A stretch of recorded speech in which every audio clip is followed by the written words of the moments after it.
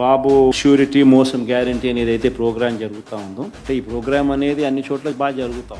Organised పద్ధతిలోకి తీసుకొని రావాలంటే గ్రామ కమిటీస్ను మనం ఎఫెక్టివ్లీ ఫామ్ చేయాలి. ఎఫెక్టివ్లీ మనం ఫామ్ చేసే ఒక అవకాశం దీనివల్ల మనకు వచ్చింది. ఈ ప్రోగ్రామ్ ఎందుకు ఎంత బాగా ఉందంటే ప్రతి చోట కూడా చంద్రబాబు నాయుడు చేసిన మోసం అనేది క్లియర్ కట్ గా కనిపిస్తా ఉంది. ప్లస్ మోస్ట్ ఇంపార్టెంట్ థింగ్ ఏంటంటే మనల్ని పోగొట్టుకున్నామనేది కూడా ఆటోమేటిక్లీ కార్యకర్తల్లోనూ శ్రేయోభిలాషుల్లోనూ ప్రతి గ్రామ స్థాయిలోనూ కూడా అది విపరీతంగా కనిపిస్తుంది.